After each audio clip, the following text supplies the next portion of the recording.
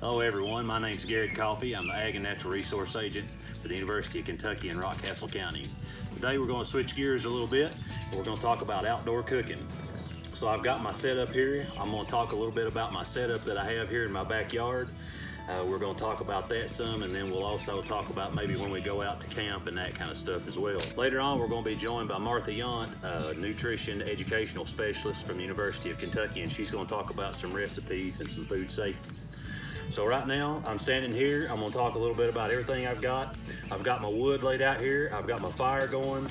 I've got one Dutch oven back here in the back, so this one hangs. I'm gonna hang it from this tripod with the chain hanging off of it. So I've got my chain. I've got that set where I can raise this Dutch oven up and down on the fire to adjust my heat. So I've got that set up here. We're ready to put that on here in a minute. One thing that comes in real handy when we're talking about doing outdoor cooking and that kind of stuff is a big heavy set of gloves. These are insulated leather gloves. They're actually fireplace gloves. Those work great for handling these hot ovens and over a fire and that kind of stuff. So I've got some good seasoned wood out here that burns good, burns hot. So I'll let that actually burn down a little bit before I start to cook, because I want that burnt down into some coals and giving me a more even heat to come out. Over here, I have some Dutch ovens sitting out here. I've got a small Dutch oven. These have legs on them. So actually I'm gonna bake in these Dutch ovens. I'm gonna use charcoal under them and charcoal on top of them. So I'm gonna start that in my charcoal starter over here, which is also something that comes in very handy. So I've got this. I've got my lid lifter. That way whenever it's hot, I can take my lid lifter and I can go down here and hook that, pick my lid up.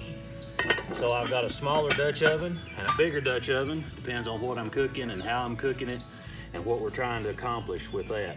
Also, under my Dutch ovens, I have a pad set up there. I've tried to get that as level as I can so that whenever we're cooking something like a bread or a cake or something like that, it sits even in our Dutch ovens. That way we don't get one side heavier that's not done and a thin side that's overdone or something like that. Hi, I'm Martha Yount. We're cooking outside today with some cast iron. We're going to be doing some of the Cook Wild Kentucky recipes. So before we start cooking, let me tell you a little bit about food safety outdoors, because you want to make sure that the food that you cook and eat outside is just as clean and healthy as what you would cook and eat inside. So you'll see that I have my gear set up, and I have a hand washing station on the end with water, soap. Now, since it's just me, I can reuse a clean towel instead of having to use paper towels. If this was out in the public, we'd have paper towels there. I carry my dry goods in a container. This is my kitchen utensil box. And then I have hand sanitizer, and I keep napkins and my silverware where it won't blow away. And then I have my workstation here. So we're going to talk about cold foods, because that's something that is the easiest, I think, to let slide when you're doing your outdoor cooking. So a cooler is really important for carrying your cold foods. And I like to have a separate cooler for food and a different one for drinks and ice, because that one gets opened a lot. And this one for food, we want to keep it closed as much as possible. So I have my venison for the venison chili that was frozen at home and packed in here frozen. I also have some chopped up onions and pepper that were also done at home and packed in the cooler. So in the cooler, I pack all of those foods as close as I can get them, along with a couple of frozen water bottles. And that does two things. It helps keep the food cold in there, plus it gives me a cold drink. And then on top, since cold air moves downward, I'll put a bag of ice on top of the food to make an ice mat to make sure that keeps the cold air in there. Even if I open it, it's going to keep the cold air in. So let's go ahead and get started on our venison chili. This is one of the Cook Wild Kentucky recipes.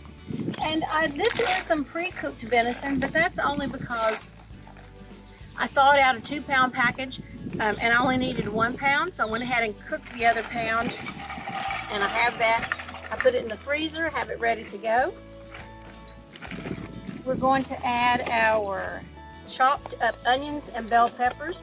And I like to grab containers that are headed for the recycling and use those. Then if they make it back home to the recycling, great. And if they don't, then it's not a big issue. We're going to add our canned ingredients next. And it's really important that you don't forget this. if you are cooking canned foods. So our recipe calls for tomato sauce, diced tomatoes, and 2 cans of chili beans. So we're going to cook this in a kettle over a fire hanging from a tripod today. There are different ways to do it. You can cook over a grate with any kind of kettle that you have. Get that little bit of tomato off my fingers there. And then Garrard may show you I made this chili mix up ahead of time at home, and that just saves me some time when we're here at camp. And so that goes in now. So all of this is ready to head over to the fire. So we'll get this on our tripod and get it stirred up.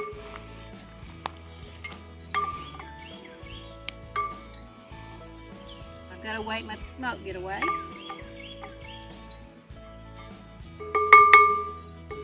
I'm going to add the lid.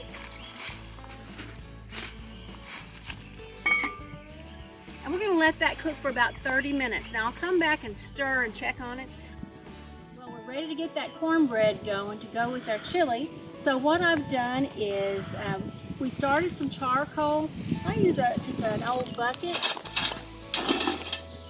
that has holes in the side, but you might use a purchased charcoal chimney, or just make a pile in your fire pit and light it. We went ahead and lit the charcoal according to the manufacturer's directions, so that now the coals are nice and hot, covered with some gray ash. And underneath my camp oven, or Dutch oven, there is a circle of hot charcoal, and I've been preheating my pan because we want the pan to be nice and sizzling hot before we put the batter in, so it'll seal and hopefully it won't stick. So this is a 12-inch Dutch oven, camp oven. That means it has the little legs on the bottom, and we can do a little bit of math to get a good starting point on how many pieces of charcoal. Now we could be baking this with coals out of our fire, but it's a little bit easier to learn using charcoal briquettes to get a feel for how it cooks, and then move on to using just some shovelfuls of coals out of your fire. So this is a 12-inch Dutch oven, and what we want is a 450-degree oven to bake our cornbread. So I'm going to put the same number of coals underneath. So I'm putting 12 in a circle underneath, and then I'm going to put about 20 on the top. And today is a windy day, so that means it's going to blow a lot of our heat away, and I may need to add some extra coals. But if we can get that to about 450 degrees, it will bake our cornbread in the same 30 minutes that it would bake inside our house, inside our oven at home. So I'm waiting just a little bit for that to heat up some more, and then I'm going to lift the lid off and we'll pour our batter in. Let's see if it's starting to get warm. And you notice I didn't put the lid down on the ground. I've got a little rack to put that on so that it keeps the inside clean. Just like at home when you're making cornbread in a cast iron pan, you want to preheat it and put a little bit of oil in.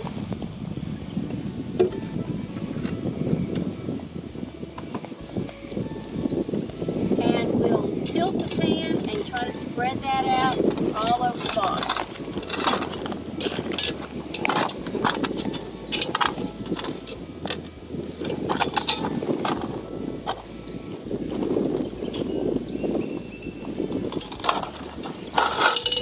This pan is well seasoned. That means I've used it a lot, but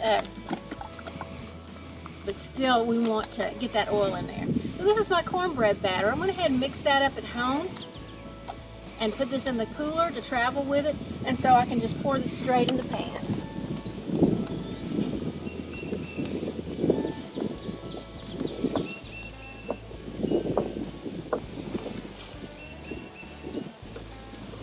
And we'll be able to share the recipe for this with you later at the end of the recording.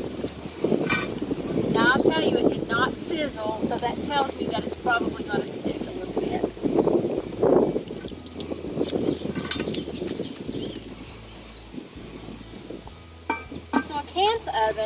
is designed with a flat lid with a rim around it, and that's so that we can put our coals on top. So when we cook in an oven at home, we have heat that is all the way around our pans. It's not just coming from the bottom like it does on the stove top.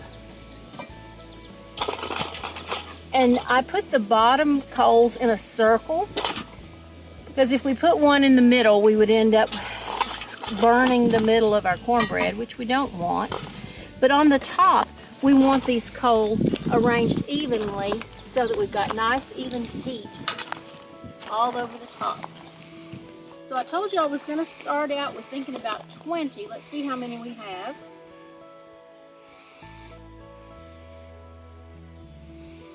But since it is a breezy day, I think I'm going to add a couple more, and then I'm going to keep the extras in the bucket, and if it's not cooking as fast as we want it to, we'll add a few more.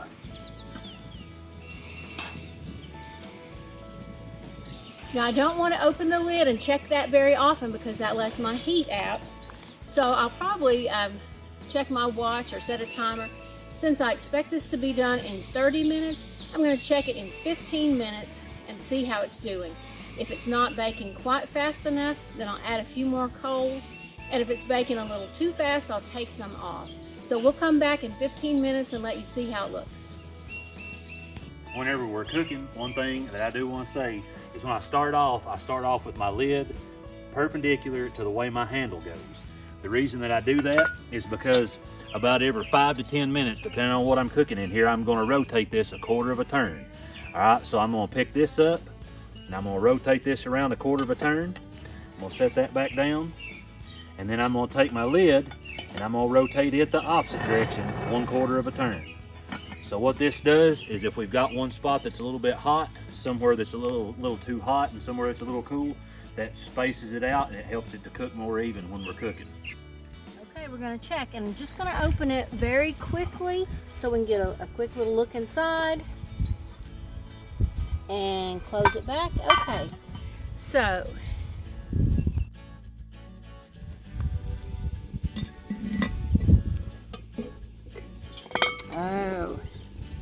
starting to boil. Too bad you can't smell this through the camera. All right, I'm going to put the lid back on and let it keep simmering.